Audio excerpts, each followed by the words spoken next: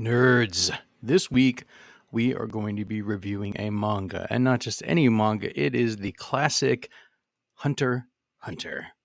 Yes, or Hunter x Hunter, as some may prefer to call it. Either way, whatever you call it, it's a great series. We're going to be reviewing chapters 1 through 3. Stay tuned for more right after this.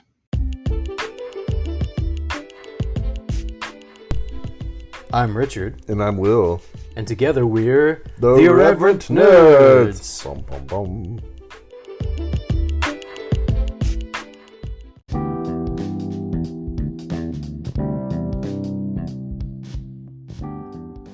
Nerds, we would love to find out who is on the other side of the microphone. There are multiple options by which you can connect with us. Our Instagram handle is @irreverent_nerds.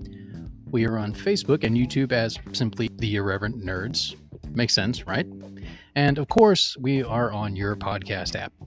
If you listen on Spotify, scroll down through the episode description and you will see a question. What did you think of this episode? We welcome your feedback, including your constructive criticism. We also post episode-specific polls and questions from time to time on Spotify, so please feel free to jump in and give us your 2 cents. All right, nerds, I've talked enough. Let's get back to this week's episode.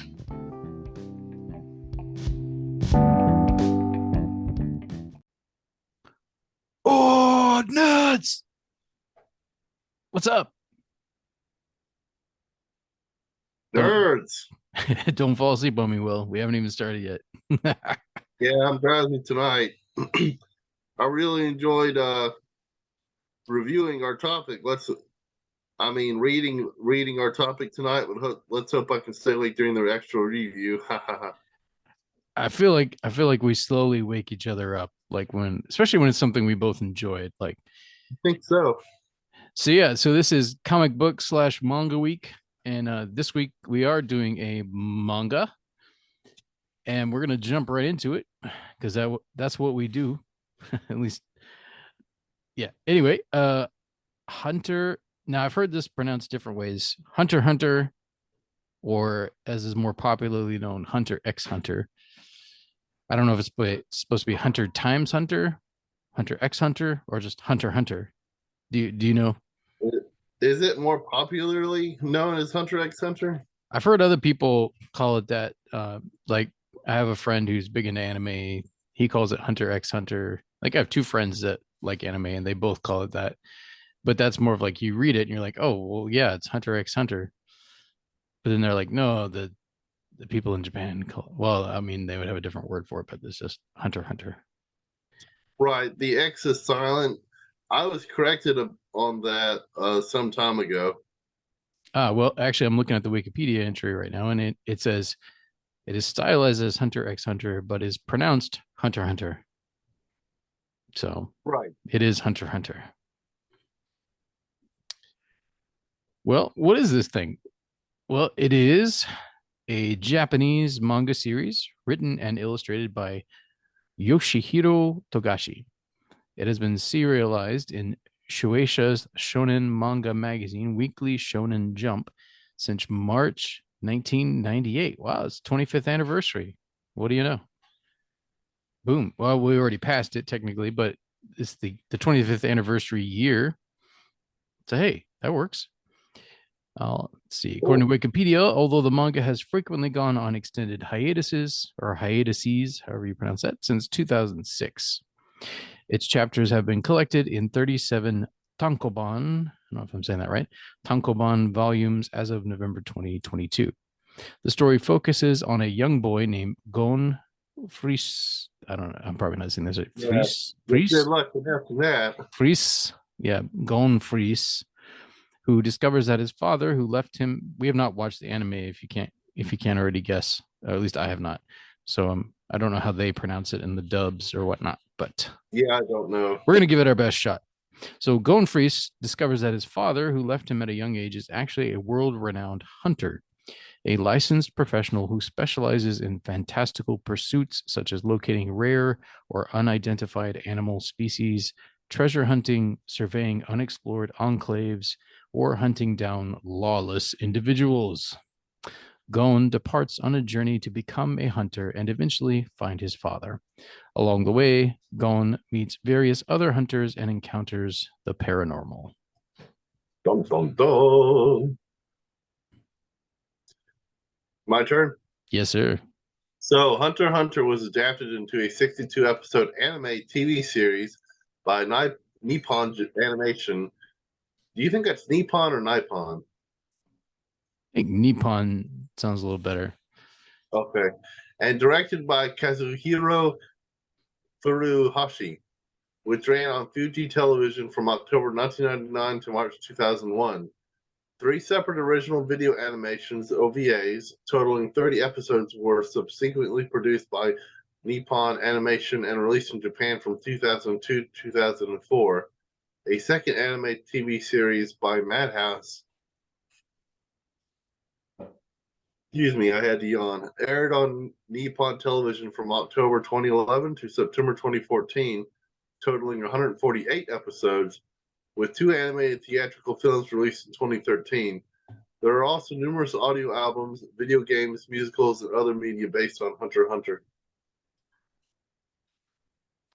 The manga has been translated into English and released in North America by Viz Media since April 2005.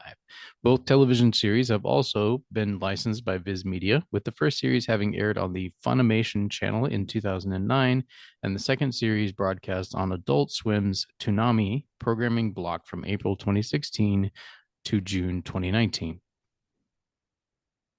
Hunter x Hunter has been a huge critical and financial success and has become one of the best-selling manga series of all time, having over 84 million copies in circulation by July 2022.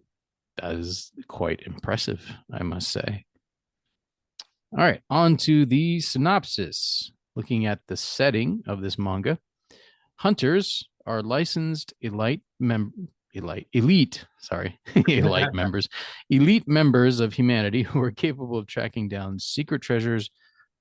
Oh my goodness, my brain said something different. You can guess what, but rare beasts or even other individuals, and can also access locations that regulars cannot. Sorry, I'm still thinking Richard, I'm still thinking of what my brain wanted me to say at first. To obtain a license, one must pass the rigorous annual hunter examination run by the Hunter Association, which has a success rate of less than 1 in 100,000. I'm innocent and naive, Richard. You got to explain it to me. The rare beasts. Well, just add a letter in there and you'll figure it out. A hunter may be awarded up to 3 stars. A single star for making, quote, remarkable achievements in a particular field, unquote. They may then be upgraded to 2 stars for, quote, holding an official position, unquote, and mentoring another hunter up to single star level, and finally upgraded to 3 stars for, quote, remarkable achievements in multiple fields, unquote. Side note, I observed as I was reading the first 3 chapters in preparation for this, once again, that academics is a very, very common theme, it seems, in Japanese manga. And, performance, academics, tests, those types of themes seem to pop up quite a bit, which makes sense. From what I've heard, it's very dominant in the Japanese consciousness, I guess, as a part of their culture. Like, academics is held in very high esteem, and so it makes sense that it would keep popping up in their art. Anyway, that's a side note. So if you want to continue in our synopsis. Nin is the ability to control one's own life energy or aura, which is constantly emitted from them, knowingly or not. There are 4 basic Nin techniques. Ten maintains the aura in the body, strengthening it for defense. Zetsu shuts the aura flow off, useful for concealing one's presence and relieving fatigue. Rin enables the user to produce more Nin. Hanhatsu is a person's specific use of Nin. Nin users are classified into 6 types based on their Hatsu abilities. Enhancers strengthen and reinforce their natural physical abilities. Emitters project aura out of their bodies. Manipulators control objects or living things. Transmuters change the type of properties of their aura. Conjurers create objects out of their aura. And specialists have unique abilities that do not fall into the previous categories.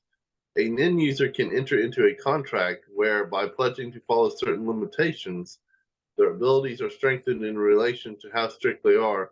An example of this is Kurapika, who, in order to have an unbreakable chain that will fully restrain members of the Phantom Troop, offered his life should he use it on anyone other than its members. Wait, Kurapika is a he? I could not tell. Yeah, I thought that Kurapika was a he, but it is a little It's a little, he's just a yeah, little effeminate looking. I guess, which isn't that uncommon in manga and anime, it seems. But also, I think the clothes he was wearing, you couldn't quite tell, but he was smaller as well. So I think I put those things together. And I was like, oh, this is a female, but apparently not. So, yeah. Well, so rather than reading through the plot, which will probably contain spoilers, for those of us who haven't read that much yet, we are going to cover chapters 1 through 3. So we'll handle the plot in those chapters and talk about it as we go along. But we're not going to go too far beyond that. So for those of you who are like me, and I think you as well, right? Will, was this your first time reading Hunter x Hunter? Yeah, it was. It comes recommended from a friend of mine, so I had to check it out. Yeah, and this courtesy Will's friend, but via Will, this was his recommendation for our topic this week, and I enjoyed it. I mean, I liked someone else picking the topic, which was nice. I was like, okay, I'm just gonna go on my assignment. But I just really enjoyed it. I read it over my lunch break and the first 3 chapters, and I was like, I like this. I like this story. I can see why it's popular. How about you? What was your initial broad impression of the first 3 chapters? So far, I really like it. Uh, the opening reminded me a little of Pokemon, where he's got the fox bear tamed, and so I wasn't really certain what to expect going in. But of course, as we read the chapters, it's not like Pokemon at all. Yeah, there's So not a contest. I mean, not the same type of contest anyway that they're preparing for, right? No, it seems like they're jack of all trades, treasure hunters of some sort, animal hunters, treasure hunters, bounty hunters. Although, as we were reading there in the synopsis, there appear to be specialties, and you get a little bit of a hint of that in I believe it's chapter 2, um, where some of the candidates are asked why they want to become hunters, and they talk a little bit. So I think you get some hints of like the different specialties that might Uh, be available. But then obviously the Wikipedia article talked more about it. The different ways you can use Nen. It sounds like that also has an effect on the type of things that you hunt as a hunter. Sounds like. Um, I look forward to finding out. I did watch a YouTube video that explained basically explained the basic story. I didn't get very far in the YouTube video. It was about an hour long, but yeah, we haven't gotten to the explanation of aura and then and whatnot yet, but that does come later. Several chapters later. yeah, so it opens basically with a summary description of what it means to be a hunter. So I'll just read the first 2 pages of dialogue here, or I don't know if dialogue is the right word, but the lettering, Oh, it etc. did. Anyway, so it says strange beasts and monsters, secret treasure hoards, undiscovered wealth, mystical places, unexplored frontiers. The mysterious unknown. There's magic in such words for those captivated by its spell. They are called hunters. And that is the opening. And then we get into chapter one, the day of departure. So, opening scene, we are on Whale Island. Yeah, and it's like literally shaped as a whale, complete with a volcano at the top where a blowhole would normally be. Yeah. But yeah, what so Will, something caught, what was your early impressions of the art style as you were beginning your journey through the first three chapters? Like what were your thoughts on the art style as you dove in? It's cartoony. I like it. I met on the ship in, I think it's chapter two. I forget, but on the ship where the storm is rocking the boat. It looks. I noticed one panel where it looked real kind of funny looking, where you got to see the tops of somebody's head as they flew through the air. Um, and I wondered, um, I just wondered about the level of practice. This is going to be blasphemy to some people. Uh, it just looked kind of weird, like the artist was drawn was had an awkward time drawing it. I'm stuttering, um, but so that one panel I didn't think was as refined. I mean, I'm not too hard to please, but I guess I've got certain um, Certain styles that you like or certain well, level of expectation from manga, yeah, perhaps maybe certain it's a better way of putting it. level of expectation, yeah, for things to be. I mean, I do it with my own artwork. Sometimes I let things pass, even though I know I could have drawn it better. But I've got a certain expectation on myself uh, to make sure the artwork looks polished and whatnot. Anyway, what I found out on the Wikipedia page, this is really interesting. This was created by the manga artist that did Yu Yu Hakusho. Now, I loved Yu Yu Hakusho on Toonami back in the day, but I have to admit that I did see Yu Yu Hakusho manga once, and the manga didn't look as sharp as the anime. I don't want to, like I said, I don't want to offend anybody who is a big fan of this manga artist, though. What's his name? Let me check that again. Yoshihiro Tagashi. But anyway, he's got a really great cartoony style, though.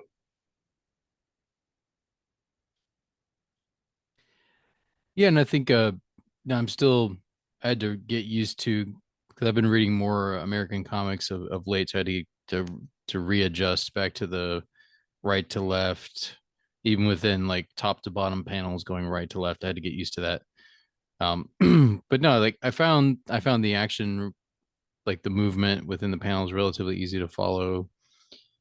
And but yeah, I did notice the art style initially seemed a little unpolished on first glance, but as I got further into it, I was like, it's like, no, I think I like this. I like this. It's Yeah. it's not. I don't know how to describe it, not being an artist myself, but but no, I thought it was well done. I thought it fit the tonality pretty well, and obviously reminds me a lot of manga, or excuse me, of anime in terms of like the action that's represented, you know. But it's probably the other way around where anime captures that manga action well. Um, Yeah.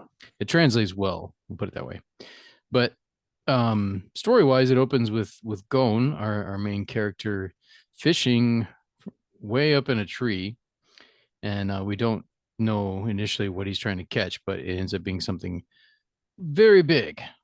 And This thing is massive. It looks like a upside down crayfish with with or crawfish, crawdad with teeth, but it's massive. This thing's like the size of a cow.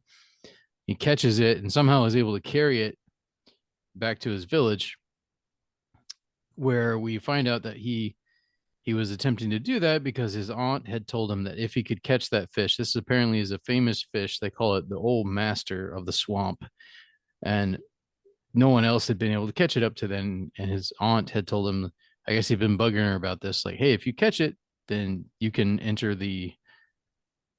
take the test to be a hunter. You can enter the contest or take the Yeah. test. So he goes and does it, which she didn't expect he'd be able to, but he did. And she has to kind of begrudgingly give in. And we find out as the comic goes on, which spoiler warnings, by the way, if you haven't read the first 3 chapters yet and you don't want to be spoiled, go get Shonen Jump, or go buy the manga or get it from a library, wherever it is you get your manga from, and read it, and then come back and relive it with us. But if you don't care to go and read it first and you just want to hear about it, continue on, dear nerds. But yeah, we find out why his aunt is very upset, and over time, over the first few chapters, we find out a little bit more and more, particularly the first 2 chapters. But initially we're led to believe like his father died at a young age, and we find out gradually more about his father, that his father was a hunter, a very quite famous hunter apparently. And Gon grew up most of his life thinking, like, he knew on some level, I think, that his aunt was hiding things from him, and he eventually finds out some more about his father. And again, spoiler warning, but he finds out that his father is still alive. And this is some years before this event where he catches the alien crawdad fish thing. And the old master of the swamp, excuse me, before he catches the old master and is allowed to go off. He already knew about this, but he never told his aunt. So he had known for several years that she had been lying to him about his father's death, which that seems like a pretty big deal. You know what I'm saying? Yeah. Like, you find out the woman who raised you has like been lying to you for years about your dad's death. And He takes it pretty well. yeah, no, he doesn't get as upset as you might think. Well, I guess he's had some time to adjust to it, Yeah. but we find out like her reasons for that is that she was very scared. Like, she was scared that he would go off and become a hunter just like his dad, and she didn't want him to be around his dad in that lifestyle. So that we find out, I think towards the end of chapter 2, that she had actually pushed his father to leave him with her, for his own safety. It's implied. Um, but after finding out who his father is, it kind of sets him on the path towards wanting to become a hunter, and of course, alongside of that, wanting to find his father. Yeah. So do you want to pick up where I left off, or do you have any more thoughts you want to add about chapters 1 and 2? Well, about what I was saying earlier, I apologize to any listeners for thinking that Yu Yu Hakusho's artwork was a little rough. I picked up a Shonen Jump, the actual English translation book, 1 month, sometime in the early 2000s, probably. Um, After watching the anime on TV and thought the manga was a little rough looking. So, my apologies for being a little hard on the artwork. I think that the artist, from whatever I supposedly remember, allegedly, the artwork is a lot more refined and polished than I think his Yu Yu Hakusho. But anyway, I don't want to keep beating that dead horse. I just wanted to apologize right quick for being a little too hard on the art style. Anyway, um, so uh, what I noticed, like you said, he's not very taken aback by the lies of the ant. Uh, I was looking up some information or trying to while you were talking. Did you mention how the ant actually confessed while he was getting on the boat that he actually forced the father to give up rights to him to her? Yeah, like right before he leaves, she finally admits that, Yeah. and he didn't know the precise details, but he's like, "Yeah, I figured you were holding something back from me." Like he had kind of figured some of that out. So I guess he'd had time to like adjust Yeah. to that idea. I think that was the one thing that he hadn't actually been told, though. That seems like a fairly serious confession. Well, yeah, well, I mean, at first she's telling him that his father died, and then she kind of Yeah. changes the story. So like, well, your father just left you here, and then finally admits, like, no, I not, I pushed him to leave you here. You know, I wonder what happened to the mother. I'm assuming that's something that we find out later. But yeah, they don't even make a passing reference to it in the first three chapters. Um, but yeah, I would hope that they would explore that later. Um,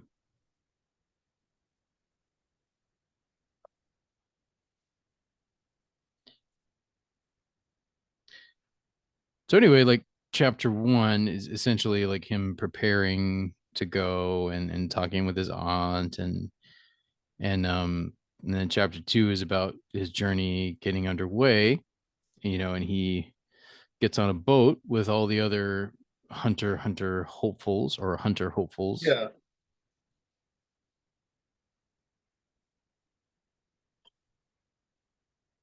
Which comically most of them give up because they are tired of getting seasick in the storms.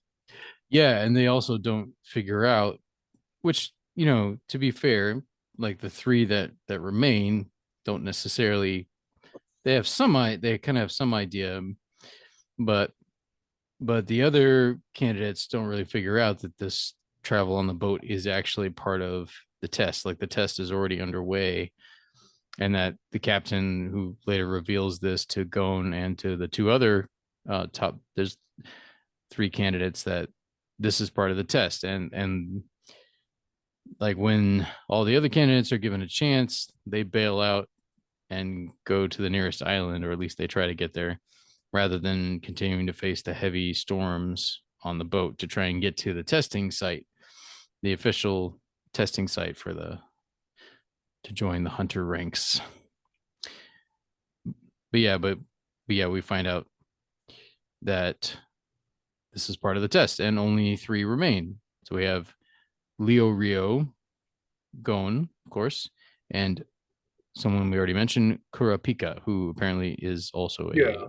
either a man or a boy. Perhaps might be a boy, maybe a young teenager or something like that. They are the only three that survive, well, that weather the storm, so to speak.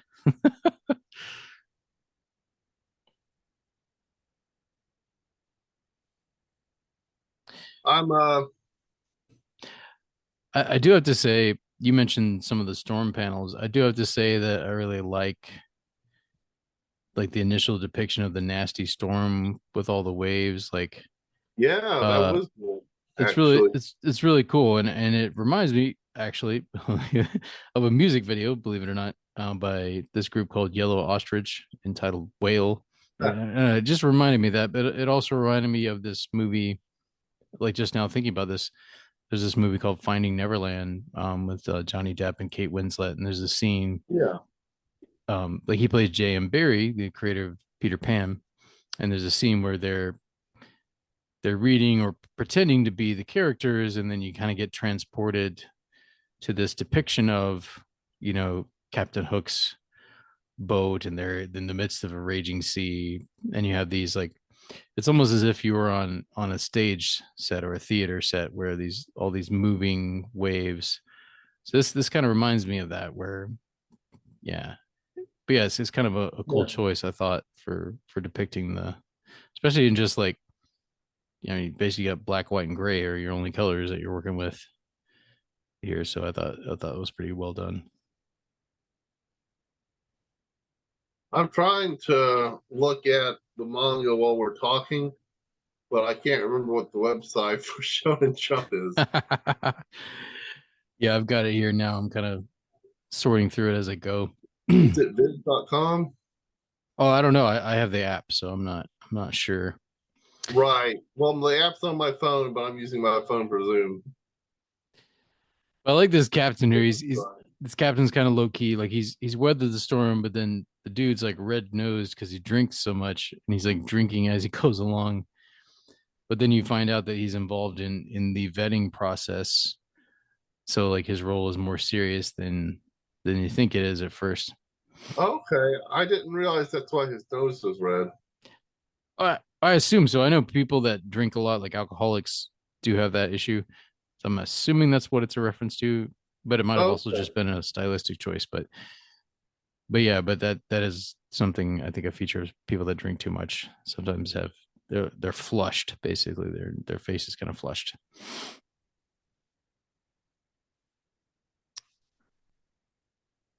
But yeah, he's actually more capable, accomplished than you think. But we I start to get really, in. Oh, sorry, go ahead. I really like the captain's character. That's Yeah, all I say. yeah, he grows. At first he's kind of entertaining, but then he gets more grounded and serious. And he realizes pretty quick. Well, he realizes who Gon is pretty quickly. Like he realizes that he's the son of oh, did they mention his father's name? Was it Ging, Gingu? I think it's Gling, Ging. Ging? And here's definitely a spoiler. And I don't know if you caught this, Will, but this is in chapter 3, and I'm jumping ahead a little bit, but just after they embark, the captain turns and talks to someone named Gingu, and I'm like, wait, his father's there? Like, Well, that's what I thought too. But um, once you read on, I think I only read the first three chapters anyway. But did you read the part where they go to the town that seems deserted, but there are people there, yeah, and they get asked questions? Well, actually, if you look at the boots of that guy that comes and answers the question about whether he would save his mom or his true love, uh-huh. that was the guy spying on them in the port town. Ah, So the captain, that's what I thought too, but the captain actually wasn't talking to the shadowy figure. He was just talking aloud to his old friend, uh, Gingu. God's father, wherever he may be. Yeah, yeah, I think I did realize that that might be the interpretation as well. But no, it made me wonder for a second. I was like, wait, is that actually him? Is he going along watching his boy? But yeah, it Oh, might have just been the captain being like, Gingu, you got a good boy yeah. there. Yeah, well, I think it would have been really interesting had they actually had the father uh, spying in the shadows doing that at that point, but I don't think that's actually what was happening. That makes sense. That makes sense. I think you're probably right about that. Well, let's rewind a bit and take a look at which I'm assuming they're going to be pivotal characters throughout the course of the manga. But Leo Rio, Kurapika, and of course Gon. And I thought we could talk a little bit about their different motivations. Like the captain presses them. And this is where they find out that this is all part of the test, and that he basically tells Right. them, if you don't answer my question about why you want to be a hunter, then you're out of the contest. So then they decide to answer. And so yeah, do you want to talk some about that? I'm still trying to figure out how to read this as we go Okay. along. Well, I'm okay. on my computer still trying to figure this crazy thing out. Well, I'll talk about it and it'll probably jog your memory. So we have oh, and I'm gonna get these names wrong. I have to like go back and Kurapika. So Kurapika. Um, so he says, I might slip up and say she every now and then because because of what he's Yeah. wearing, you can't tell whether he has breasts or not. So I guess I just thought he was a she. But anyway, Kurapika says that he wants to be a hunter so that he can capture the Phantom Troop, which the captain's like, hey, they're serious. This is a class A bounty. Like even seasoned hunters don't want to go take a crack at them. Those who have tried have died. And here's a really cool.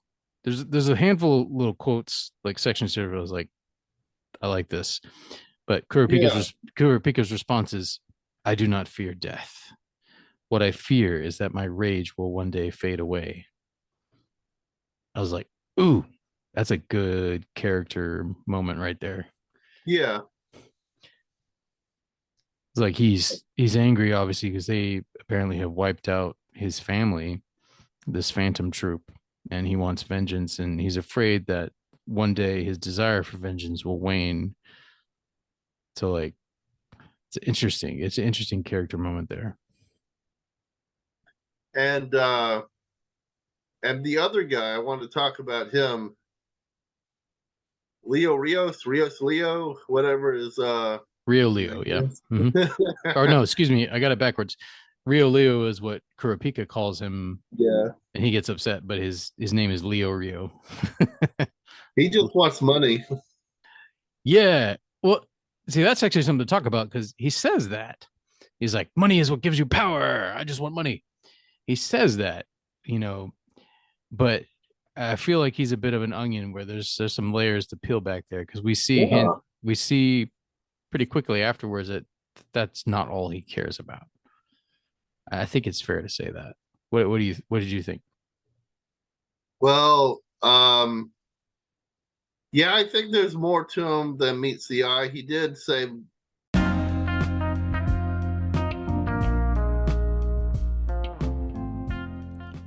Nerds! I have an announcement for current and future subscribers.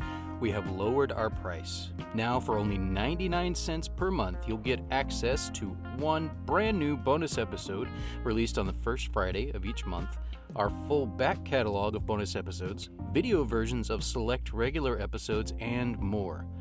So don't wait another minute. Click on the link in the episode description and sign up today. Now, on to this week's episode.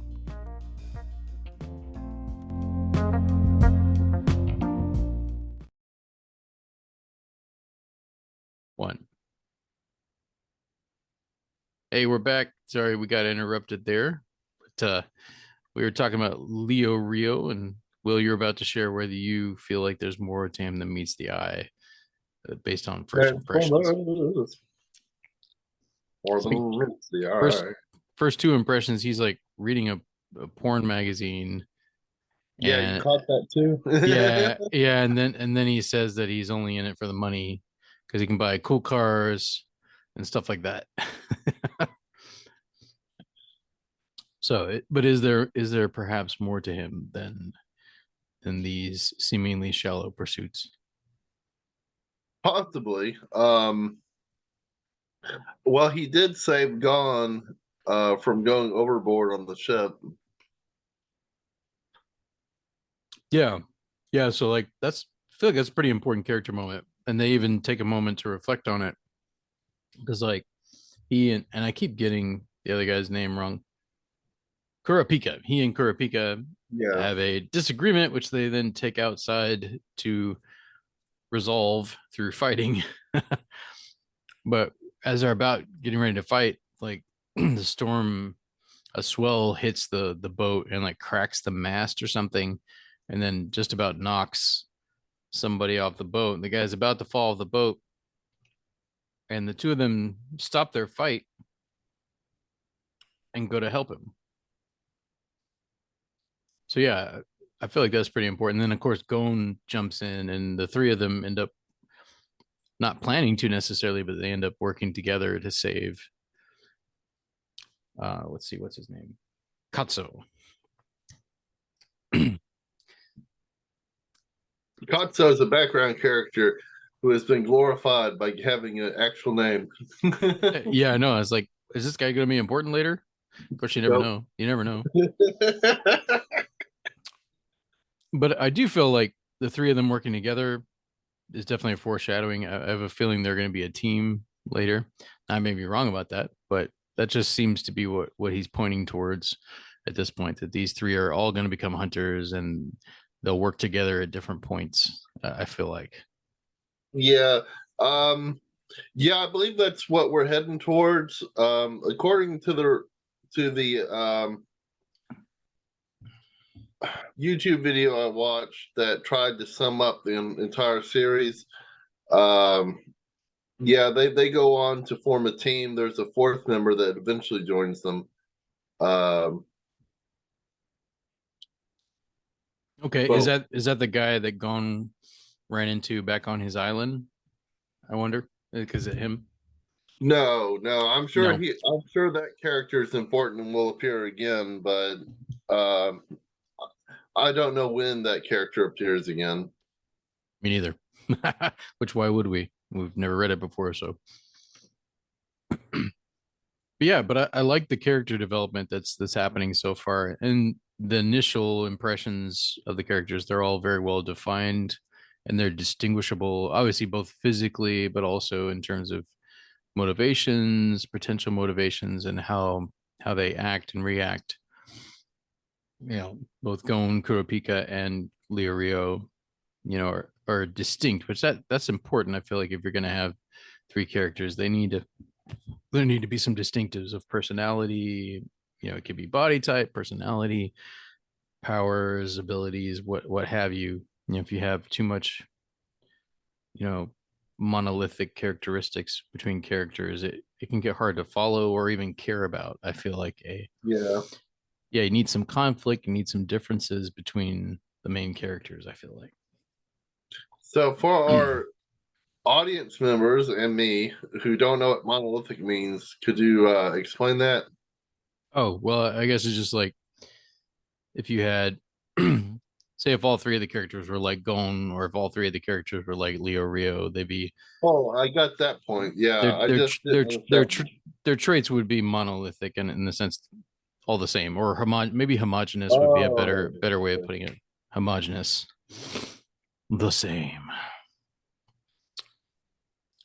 okay. Yeah, I understood that. I just didn't recognize that one word. Yeah, it might not be the best one for that. I think homogenous would make more sense in this context, I guess. But yeah, I like the fact that they're each of them are different and different backgrounds, different motivations, different personalities. So I like that. Yeah. I like that. That should make for some interesting drama and entertainment as well. Leo Rio definitely has a temper. We find that out pretty quickly. Yeah. There's a short fuse, which is a sign of immaturity, I think, for him. But it may also, as Gon wisely points out, be a sign of something more that's going on with them.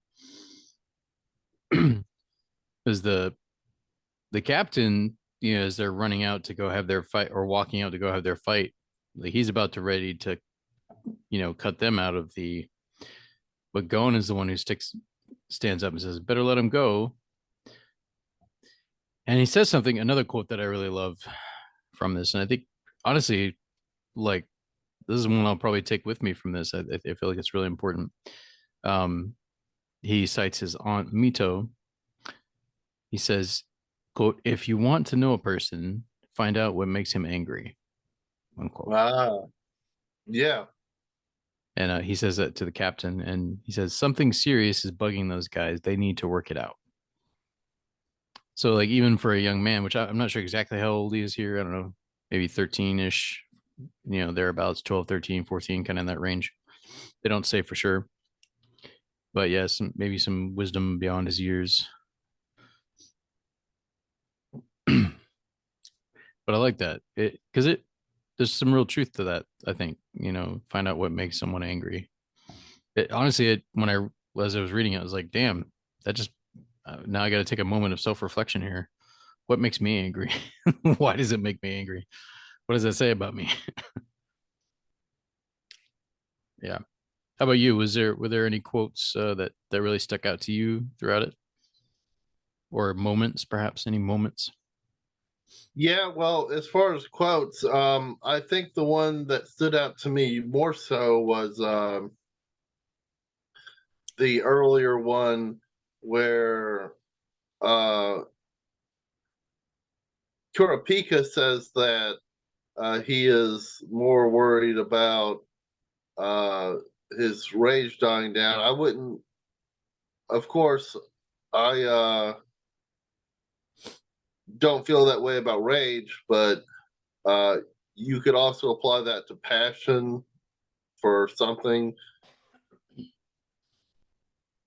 But anyway, and there were a lot of thought provoking. There were some provoking words in the next chapter, which we haven't gotten to yet.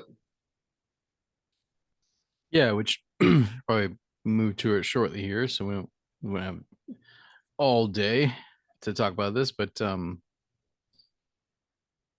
yeah, like I think let me make sure. Yeah, so towards the end of this, we see that what happened, the fact they realized like it's like, wow, we ended up working together.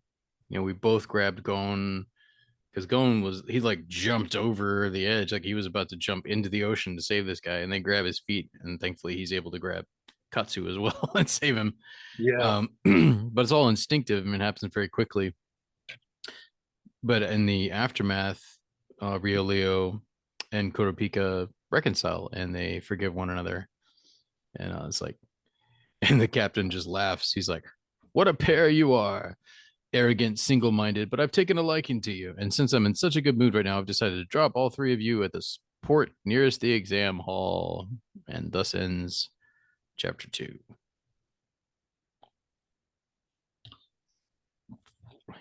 So chapter 3 is called The Ultimate Choice, and it begins with Gon reading some of the instructions.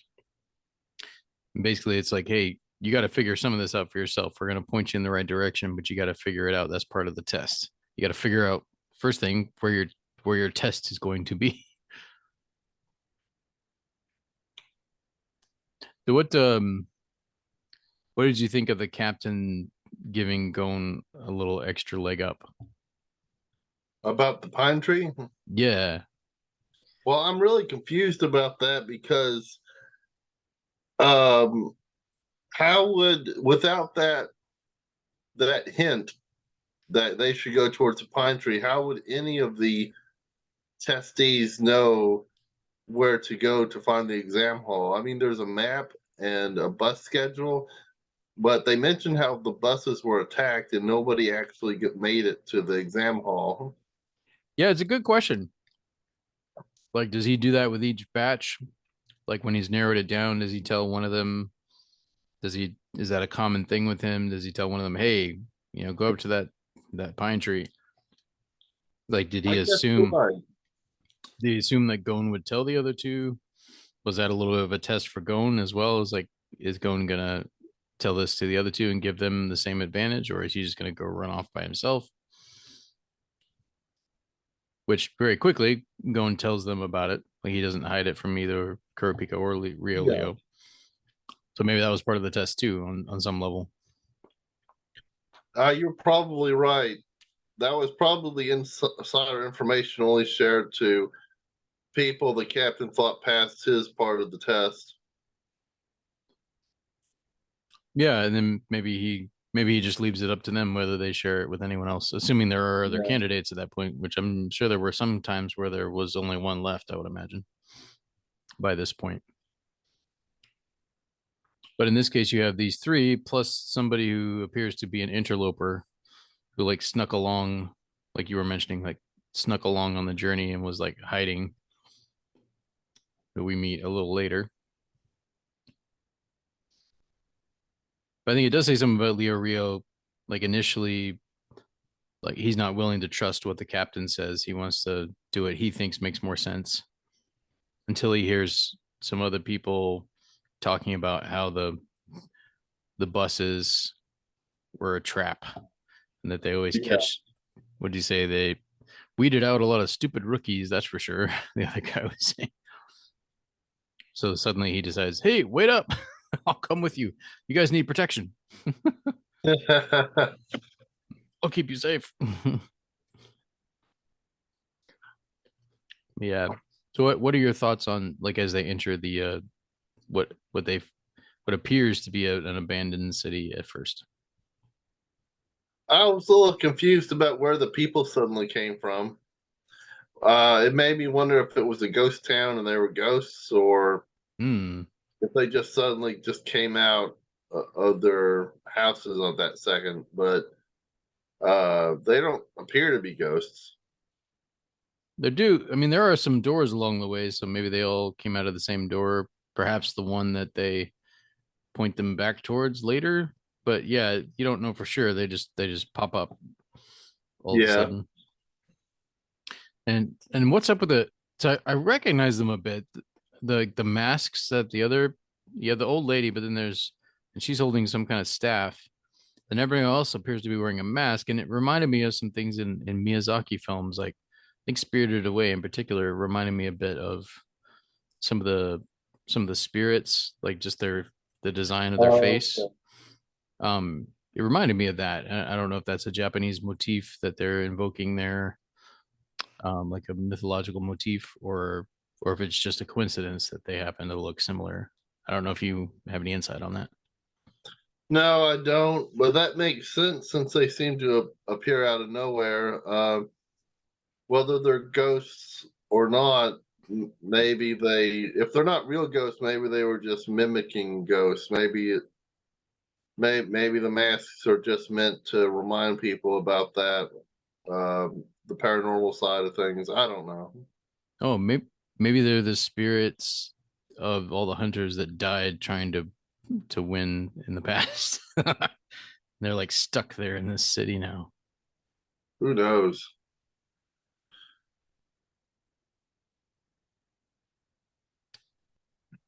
So anyway, so what do you think of the test itself? Like the nature of the test?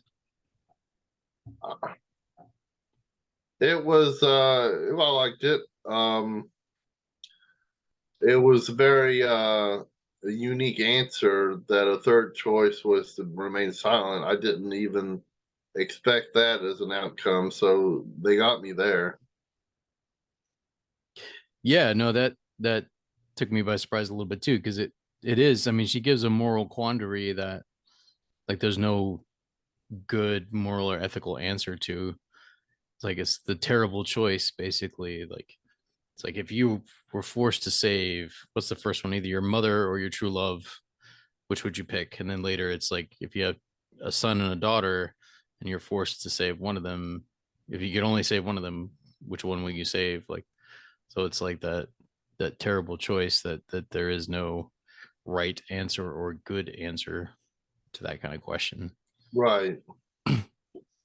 Like you said, Kurapika figures it out. You know, he's like, hey, the only right response is to say nothing. And then creepy granny is like, yes, you got it. 10 points for Hufflepuff. And that's what I was referring to earlier. What makes you think is Gon, who at first is still trying to figure out an answer. It doesn't realize they passed. Um, Contemplates what one would do in the future if it ever actually happened. So fast forward, like kind of what happens in between. Like this random guy that's been following them comes through, and it's like, why is he there? And why does his head look like a character from the Bone universe? Like there's one yeah, when you see him head on, like just the way his nose looks, I'm like, reminds you of something else too, but I can't quite place it right now. But it's yeah, it looks funky. did Did you say Bone? Are you Yeah. talking about Smith Bone? Uh-huh. Yeah. I don't believe we've reviewed that yet. That might be a good idea for a future month. Yeah, yeah, no, we've talked about it a little bit, particular with Elijah Miller, Yeah. but yeah, we'll have to have him back on when we get ready to actually talk about it in earnest. I've got the whole series on my bookshelf. Nice. But I think he back also to also reminds me a little bit of a Smurf. yeah. La la la la la la la la la la. All right. So, dear nerds, if you want to know what Richard's talking about, go read the third chapter of Hunter x Hunter on That's right. Yeah, that's Rando. We don't find out what his name is. at all. Yeah, I mean apparently he's not. Question is he going to be important? Like because they imply that he gets killed. You know, it's like they hear his scream later, and he's like too smart for his own katanas, so to speak. Uh, Yeah. but yeah, you don't find out anything else about him. So it's like, is he going to come back, or is it just randomly here for some reason? And dude, what's up with Leo Rio's temper tantrum? Like, dude goes crazy. He's like, "You gotta be kidding! You crazy old bat! What kind of quiz is this?" And I can just see the anime scene right now where he's got the mouth, but it's not quite moving in sync. It's like, "Oh, you crazy old bat!" You're watching too much Speed Racer. And he's like, "You crazy old bat!" No. But yeah, and then he's confounded by the fact that Kurapika figures it out, and he's like, "Shit, you're right." No. I don't know. I guess he was really frustrated by that question. He breaks off a tree branch, is ready to smack the grandma silly. I know, dude's he's got some anger issues for sure. Well, here's a good random out of context quote. This should be it probably is a meme somewhere. The uh, creepy granny witch says, "The blonde one's heard. Snap. No more chit chat." What? Exactly. They just pull that out of context and like, this makes no sense. So Well, I apparently, didn't really understand it in context. apparently Kurapika is blonde. So at least that's how I Yeah. took it, that she's talking about Kurapika.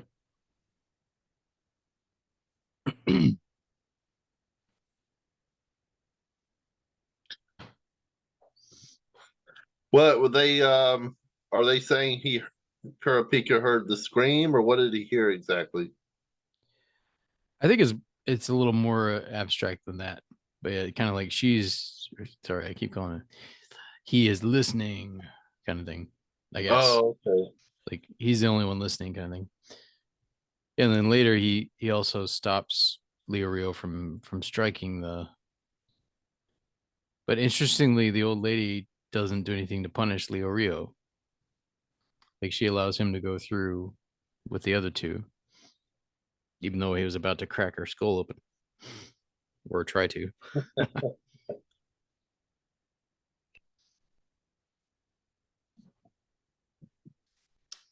But yeah, but they realize like that's not the true path. Obviously, the way to the tree is not the true path. The tree.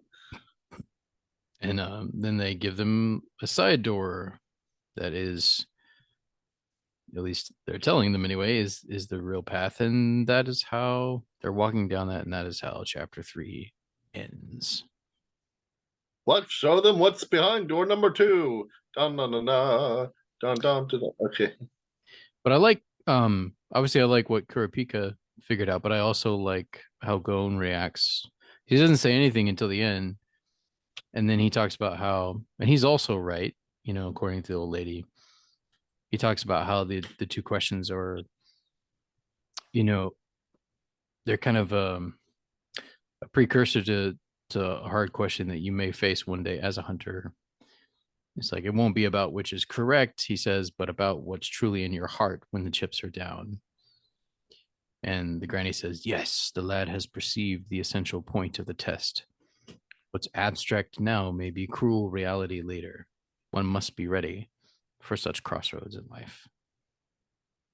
So, Richard, if that question had been asked to me would I save my mom or my one true love? Do you think the old lady would have let me pass if I had said my one true love because my one true love is my mom? Oh, oh yeah. If you try to trick her, nah, she'd probably feed you to the magical beasts.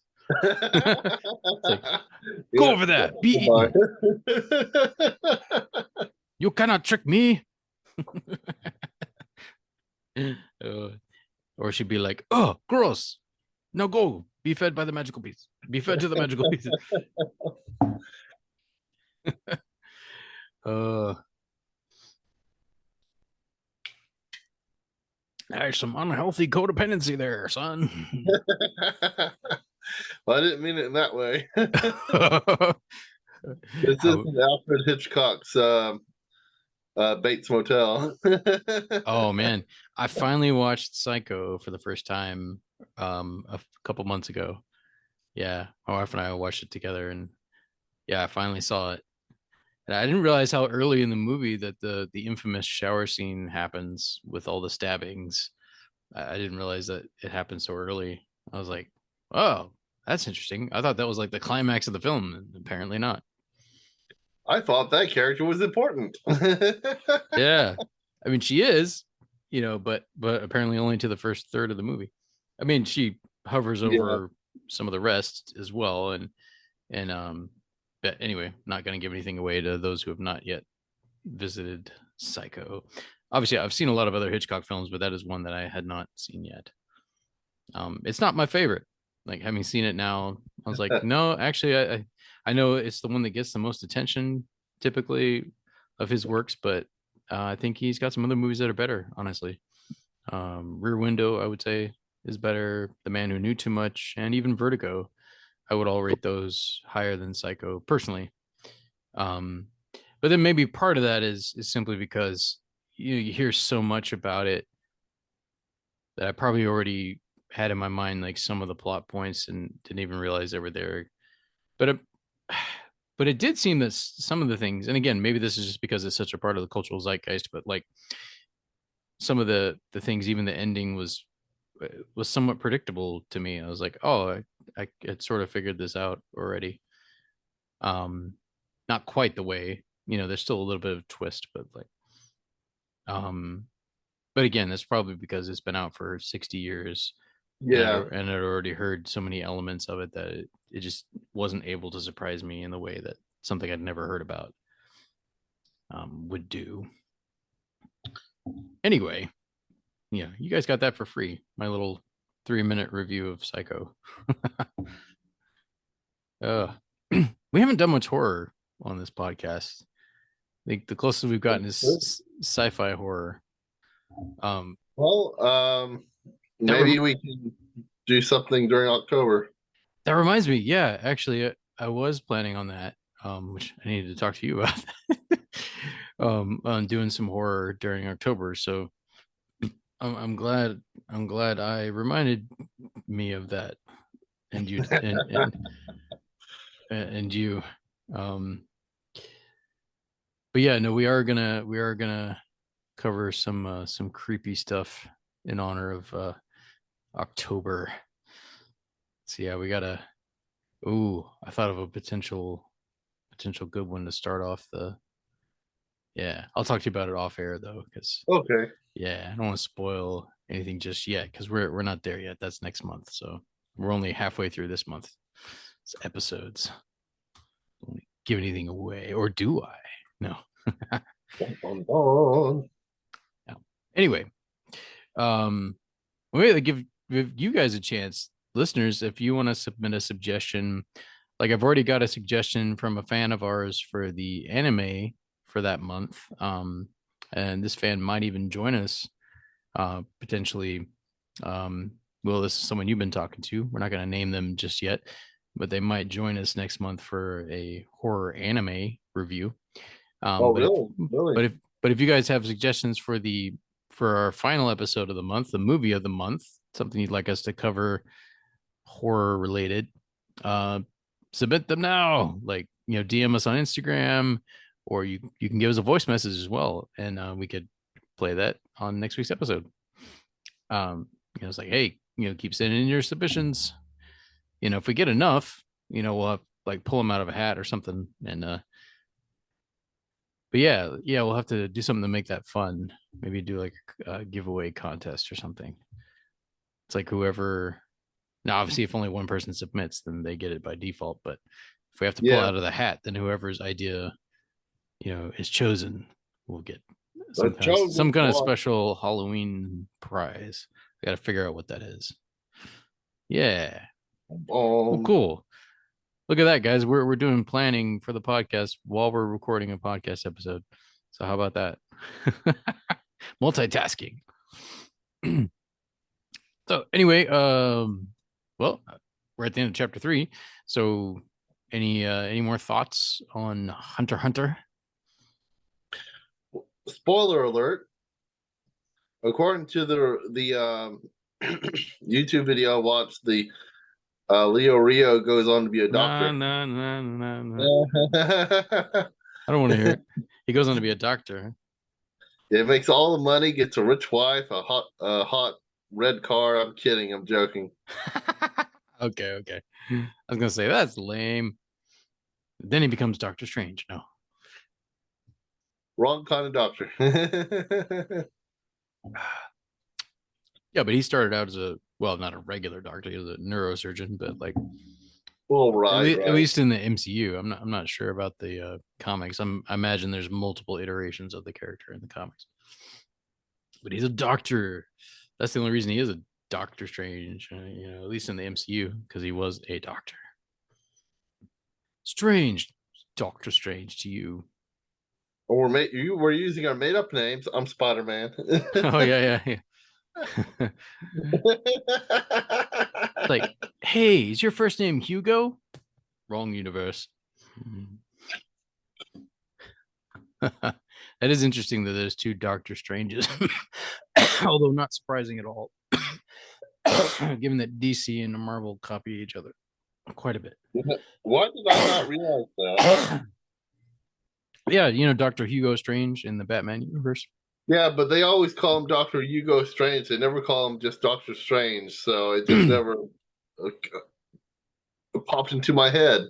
That's true, although he came first. Like he was around before Marvel Comics even existed. So True. yeah, but yeah, another one of those that Marvel borrowed from DC, made it their own, obviously, but like he's not a master of the mystic arts or anything approaching that. He's just a psychologist who has an evil bent. Yeah. Speaking of which, he's in Arkham Asylum. Like he makes an appearance in Arkham Asylum. He's involved, like the video game Batman Arkham Asylum. Yeah. Yeah. One of these days, I'll get a copy of that again. I think I can get it. No, it's not on the Wii or the GameCube. No. One day I'll get a new system and I'll have that game again. Anyway. True. Well, folks, it's getting late, and we don't want to keep you all too long or ourselves because we need sleep. We're old and our bodies need rest. Not that we didn't need it when we were younger, but our recovery time was less than it is now. Oh man, yeah. I tell you what, like I was joking with someone at work the other day. It's like I was like, hey, you ever hurt yourself when you're sleeping? She's like, yeah. Yeah. It's like, yeah, man, when you get older, it's like, how did I do that? It's like, I slept funny and now I'm in pain. Like, I've injured myself while sleeping. I'm sure some of that has to do with not exercising enough. I'm sure that's a factor, but then it's just also second law of thermodynamics, man. Shit breaks down over time. You can, that's a straight quote from the scientific literature, by the way. Shit breaks down over time.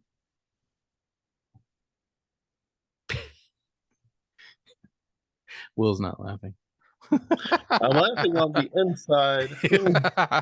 I'm trying to figure out if he said ship or shit. Although ships do break down over time too.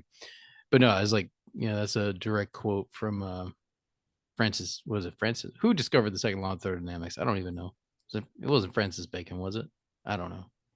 whoever discovered that, or Kevin Bacon. Kevin, the 3 laws of 3 degrees of Kevin Bacon, 6 degrees to Kevin Bacon, Yeah. or 6 degrees of separation, whatever that is. All right, this has gone on long enough. Well, folks, next week is Anime Week, and there's a possibility. You know what? I'm going to go ahead and say this now. We are going to cover a Miyazaki film. Cool. I got to check on something before I nail down which one that we're going to do, because there's a possible guest that might join us. But I got to talk to that guest first and make sure that that's a go. But either way, I'd say look, we're going to cover a Miyazaki film next week. So I'll be looking forward to that for Anime Week. And yeah. So nerds, until next time. Until next time. Sayonara. Live long and prosper.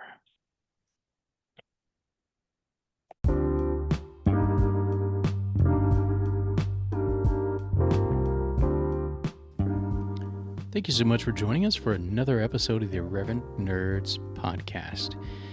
If you would, consider following us on Instagram. We are there at irreverent_nerds.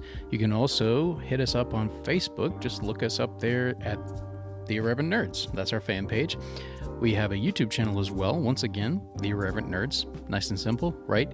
And if you go to www.irreverentnerds.com, that will send you to our Podcasters for Spotify, formerly Anchor.fm profile, where you can send us a voice message if you want to, support us financially, or listen to the podcast. It will also direct you to other places you can listen, like Spotify, Apple, Google, Stitcher, you name it. So, like, comment, subscribe, follow, all those good things, wherever you find us, wherever you listen to us, we would greatly appreciate it. Until next time, nerds, live long and prosper. Avengers assemble! I'm Batman.